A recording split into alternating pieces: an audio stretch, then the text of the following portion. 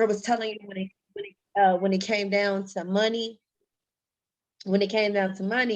that I was always like iffy. When it came down to spending stuff on me, I felt like I was always, hold my money tight. Mm-hmm. And one thing that stuck out to me when you told me, you was like, okay, look, if your hands is always closed, how are you receiving? How can you receive if your hands is always closed? And I think after that training, it just kind of opened me up. It opened me up more.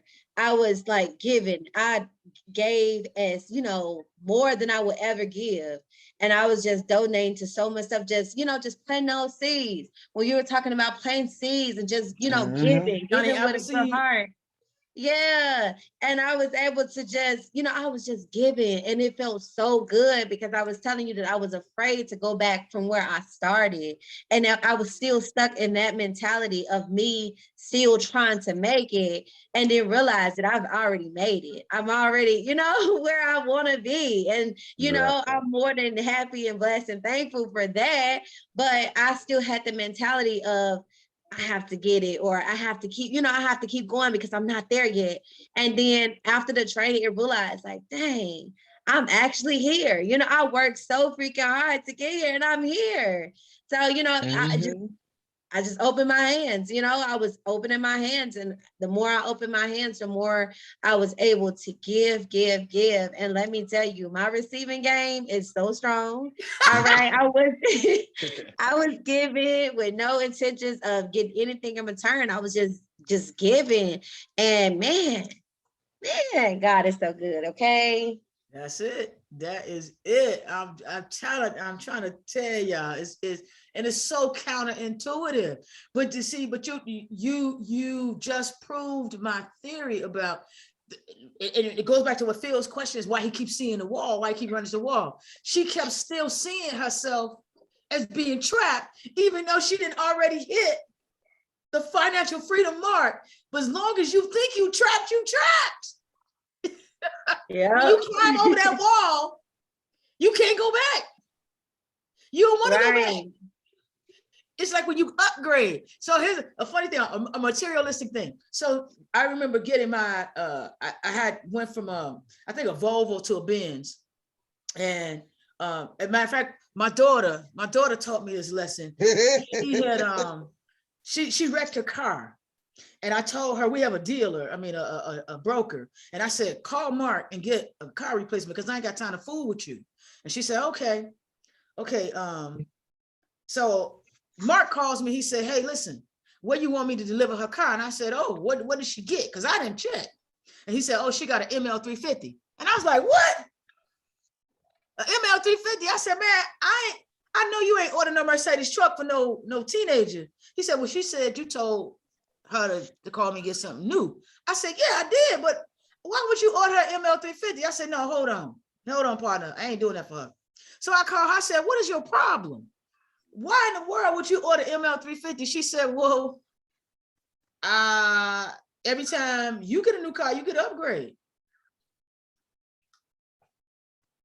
I have a job. Hello. How did you get entitled to the upgrade? She said, but ain't that how it go? I'm accustomed to driving in the Benz. I'm accustomed. At that time, she was driving a Audi. She said, I'm accustomed to an Audi. Why would I go get something else? And that's my point. When you get to a certain place, you ain't trying to go back and drive no Pinto no more. You're right. You ain't trying to downgrade. You looking to upgrade. You always looking to level up. And once you get over that wall, Phil, and you take that wall out of the way and you find out what it tastes like, feels like, when you tap in, tune in, and turn it on. Come on. And get beyond that wall. When you feel how that feels, you'll never go back. Every time I test drive cars all the time. I just quit. Because I was like, I'm gonna move from a Mercedes back to something else. And I'm just test driving. I can't find nothing that ride like a Benz. I keep on buying them because once you do it, It's a done deal. you ain't trying to go back. Right. That's that feeling of exhilaration. when you feel that exhilaration, and again, that's the visualization and seeing yourself. When you visualize yourself there and you say, oh, that's what the seat smell like, and that's what it feel like, and who I like the suspension on this car, and oh my God, I got the new air freshener, whatever it is, that new car smell. When you put yourself in there, man, you ain't going back. You ain't going back to nothing that smell like the kids left the hot dogs in the backseat for a day or got dirty mats and that. You ain't doing none of that no more. You're just not. That's the truth. I know that. And when you visualize that stuff and you start to see yourself, I'm gonna give y'all another quick story, and for real, I'm gonna let y'all go. So in 16 years ago, I was 308 pounds. I have the same personality, but I was big and round. And I always wanted to work in corporate America, doing training, development, all this stuff. And my mother, and I think, Phil, you may have met my mother before she passed. She passed right after Kia's mother. My mother kept saying to me, I love you, so I'm gonna tell you the truth. That's how I look at this class. Okay. I love you, I'm gonna tell y'all the truth. She said, you're fat. You're brilliant, but you're fat. And as long as you're fat and you don't look like those people, they can't visualize you representing their brand, their company. They're never gonna stop to figure out how brilliant you are. And so if you want to be in those kinds of jobs, then you need to make your body fit your brilliance so that they're aligned. Your wheel will turn and you can go. And for years, I fought my mother on that. Long story short, 16 years ago, I decided I was going to lose weight. I lost 180 pounds. I was 308 pounds. Lost 180 pounds in less than a year. I quit my job, started wearing them little suits. Everybody kept saying, hey, what's going on? You done lost this weight. You suited up every day. And I said, because I got a new future coming now. It wasn't 6 months before I walked away from my job and doubled what I had been making. And I was already over 6 figures. I mean, literally doubled it. And my mother said, I told you. She did. She said, you were brilliant, but they weren't paying attention to it because your brilliance was out of alignment. You needed to hurry up and visualize yourself. And I remember I was in a hotel. I was in the Palazzo in Las Vegas, walking down the hallway with my little briefcase. I had a rolling briefcase, and I was teaching a class for pharmaceutical company. And I saw myself coming in the mirror at the end of the hall. And I stopped in that mirror and I said, I'll be damned. This is what I always dreamed about doing. But I could never visualize it until I lost the weight. That's amazing. I lost the weight, made a shitload of money along the way. Then I thought, I'm gonna teach other little colored folks who look like me how to do this. And how to get their minds right so they can get out of their way and do this thing too. And so God said, well, all right, you're gonna do it for free. And I was like, hold on, partner. I ain't gonna do this for free. He said, now what good is if I gave you all this money and you're the only person that can afford to live on the block? Who you gonna talk to? Come on. Who gonna go, who you know, because you can't hang out. You gotta hang out with people who at your level, because if you start hanging out with people who not seeing life the way you see it, they will resent you. Right. Because they be like, well, you always got to pay for this, or you always taking us to this, or you always, no, I'm just trying to have a good life and I'm trying to include y'all, but y'all not ready for it because your mind ain't open to the possibilities. So I started coaching people for free and having my job. And then God said, okay, now take care of your grandmother. And when you get done with that, you're not going back and you still gonna coach people. I'm gonna take care of the rest.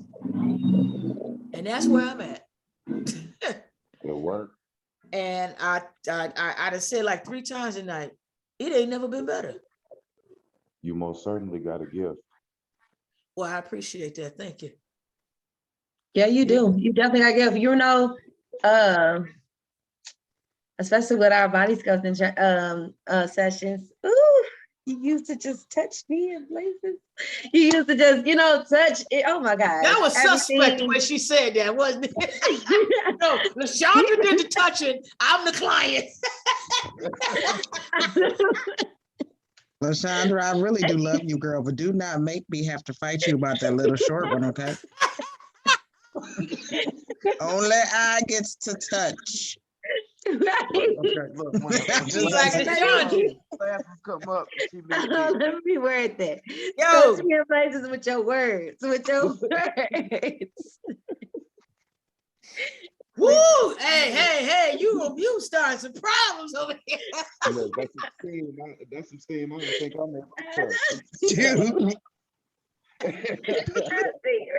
love you. Oh my gosh. Y'all With crazy. your words, like you used to give me, like you don't understand. When you used to talk, I used to just like be like I used to just listen, like and I marinated. I marinate on it, and it was like everything.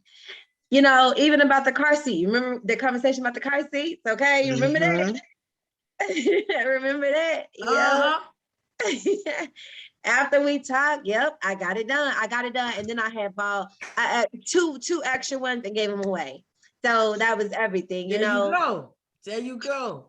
You can't, and see, that's the thing. Once God blesses you like that, you're supposed to show off. They'll be like, you think you all that? Yep, the Lord gave it to me. He sure did think that. That's why he did it. He told me to bless you too, if you're gonna be grateful and not be hating. So what you gonna do? Yeah, and that was everything. Somebody used to say to me, she told me just recently that she finally understood, because her name was Kelly. She used to say, "What people think you're arrogant?" I said, "I am." She said, "I don't think you're arrogant." I said, "I'm arrogant in Christ." Come on. I think God will do anything I ask him to do. I think God will let me be whatever I want to be. I'm arrogant there. I didn't say I could do it. I said I'm arrogant in my ability to be smart enough to ask before the throne. I'm arrogant there. Make no doubt about it. The only problem with me is sometimes I forget and I'm not clear about what I'm asking too, because as people, we waffle.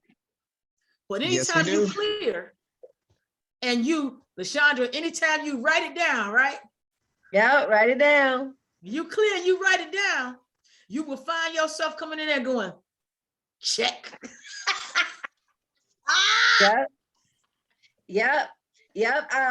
What TD Drake say? Don't put no limit. Don't allow nobody to put limits on you, and don't allow no one to put limits on God. Don't let nobody tell you what God can't do, because He will prove to you that He can do it plus more. Okay. Come on now, LaShondra, you better preach, girl. I'm trying to. I'm here. The limiting beliefs. So we just got to get out our own way, and let it flow. Let whatever, when we get to the point, and this is really where I am in my mature years. Whatever happens, agreement, disagreement, argument, fun, not fun, I'm going, okay, I'm experiencing this journey to get what out of it. I don't need to be mad or anything about it. I just need to absorb the journey. I'm here for this moment to have this experience, and it's only in preparation for where I'm going next. And I'm okay with that. That you could go back and try to biblical things and say, trouble don't last always, or joy gonna come in the morning. Amen. Amen again. All right, y'all. Now I'm seriously, y'all could get off of here. We be going and going, but we could get out if y'all want to. No, but I appreciate that, Lisa. Thank you. Thank you all. And thank you all for sharing all of your stories, your testimonies, and they speak volumes. And I haven't said much, but I really didn't have to say much because I was taking all of what you were all sharing and internalizing it, and it was feeding me and feeding my soul. So I say thank you to you all. This being in this class has been really, really great. Sometimes, like, we've had larger classes, and we've had, this is, I think, one of the smaller classes, but I think when you're smaller, you get a little more intimate and in more detail, and it hits harder, it hits home. Thank you both for sharing. And Phil, thank you so much for sharing your story with your father. I was crying in solidarity, but I was crying because I lost my father last year, and I didn't even get to say goodbye. He passed away. He had a heart attack and just died, and I wasn't even. He was in New York, so I didn't get to say that goodbye. But I got a period of time before he passed away. He stayed with me in my house. I was there for a whole month, and we talked about everything under the sun, and I was so grateful. So I completely understand that I have that connection, and I felt everything you said. God works it out in his own way, in his own time. Oh, I So felt thank you. thank you. Thank you. Um, to be honest with you, if I had not taken this class, that would be something that I would have internalized forever. And I know one thing about me, if I internalize it, but I feel as though, and just a little sidebar, I feel as though anybody that internalizes, things that they've gone through, negative results come from that, Absolutely. you know. So a lot of the times in my mind, and see, Shanye, I thank God for my fiance, Shanye, because, she tries to work with me. You know, I don't see the age gap that we have, even though we're 7 years apart. I don't see the age gap as anything due to the fact that our hearts are internally connected. It's like we're joined by the hip. She lost her father, way before I did. So for me to see the dynamic that she has with her mother and her sisters, and the friends, Shakia, your cousin, you know, and when I look at Shakia and Raymel and how they are with RJ and how Shanya is with CJ and our two little ones that we got, Cedric and Charity. And then I see, her other friend Monique, how she is with her children, how her other friend Liasia is with her children, and how her friend Ryan is with everyone. It's like they're their own little village. I've had friends where we've been friends since we were 8, disrespect me in the most in the utmost way to the point where there's really no turning back from that. And I found myself down in the dumps a lot. And when I found myself down in the dumps about it, all the other negative energy that I've internalized and kept in that vault seems to spew out, spill it, you know, and it's like a domino effect. I don't like my kids to see me that way. Because if I'm that way, the kids are that way. Because they're like, okay, what's wrong with dad? What's wrong? Or in today's case, I don't want him to call me dad until I know that until it's official. So I still allow him to call me Phil. He knows who his dad is. So I'm not gonna take away or step on any other but even he sees and he comes to as an 8-year-old and says, Phil, whatever it is, everything will be all right. Will. Children can tap into its energy. And if we are putting off this energy of frustration, anger, pain, all of those type of energies, your children pick up on it quicker. Even animals pick it up. When you are not feeling good or you just not, I would say this, Lisa was sick and we had y'all both, y'all don't know, LaShandra know, we got a big old dog, German Shepherd, Sasha. And when Lisa's sick, Sasha is right there at the side of the bed, foot of the bed, looking up at her like she gonna do something, like she gonna give her medicine, she gonna like help her. Sasha be right there. So just like the children and animals are in tune to the vibrations that you put out, they internalize it too. So you want to put out good vibrations for you, but as well as your loved ones that's in your proximity. Because I'll be honest with you, even me and Lisa last night, ooh, the energy was crazy. But we had to switch that up because that's not what we want. You're right. It goes right back. This is how we started the night off, right? Talking about energy and putting out certain vibe. When you, like I said, when you open the car and you expecting a fight, you're gonna get a fight. Because your energy precedes your arrival. Okay. You know, so what you put out is emitting a bat signal, right? It's like a homing device, a transmitter. It's always out there. And so it's like you're putting out a signal no matter what. If you're breathing, you're putting out a signal. Here is the thing. This is the bottom line key. I'm putting out energy. I'm 100%. I know that because I'm breathing. What kind of energy am I putting out? Because whatever I'm putting out is what I'm going to attract. That's it. If you get nothing else right there, that's it. You alive, you're breathing, something's going out. What am I putting it out? Is it good or is it bad? And don't try to say, well, it's somewhat good. No, it's either clearly good or it's clearly bad. There's no gray area in that. Didn't you used to say something? Snake or dove? I tell the kids, I used to tell the kids in the morning, Rashida and I would pray with the kids when they were younger. And I would say, what you gonna do today? You gonna live or you gonna die? And Rashida was like, what? Why are you gonna say that to them kids? I said, listen, don't let nobody tell you that there is an in-between, because there's not. Bless you, darling.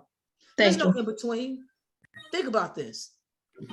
When you get up in the morning, whatever actions you take either line up with abundant life or death.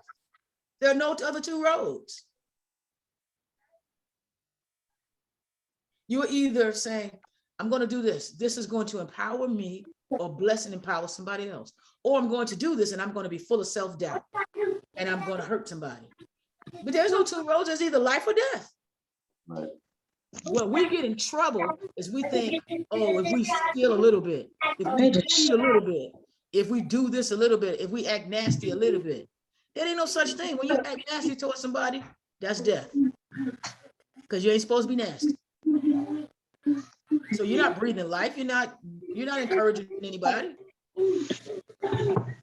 So when you make that, when you're clear on, there are only two avenues, two possibilities. That's I'm doing things that'll lead to me. My actions today will lead to abundant life. That's the road I'm going down. Or my actions today, if I cuss this woman out, is that abundant life? No. If I cuss her out, I'm in a bad mood.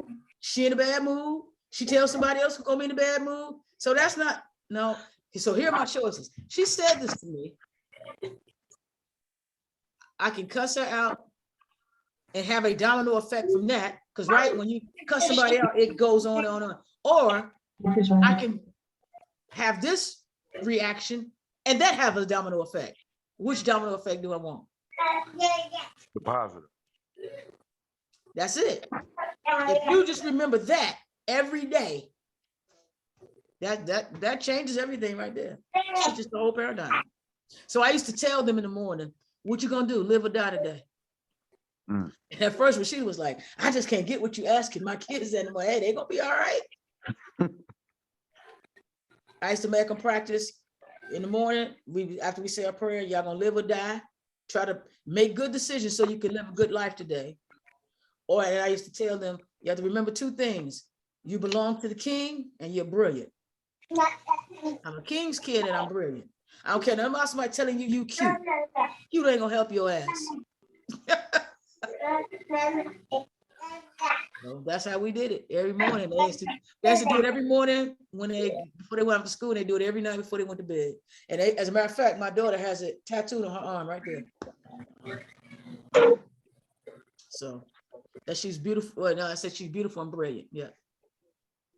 So, all right, people. We're gonna get off here for real now. Y'all have a good night. I appreciate you both. Definitely, you as well.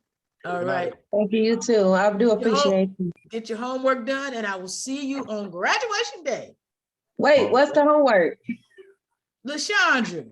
I'm just saying, no, I'm not. No, I'm not. I need the homework. Post your takeaways. Okay. I forgot now. Shoot, hold on. Now she gonna make me go look. I'm gonna hit her.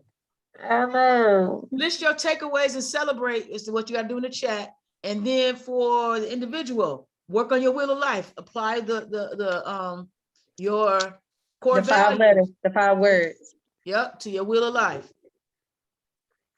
That's it. All right. Got you. We in here. Okay. Definitely All are. right. All right, y'all have a good night. Y'all have a good night. Well. Okay, bye-bye. Bye. Bye.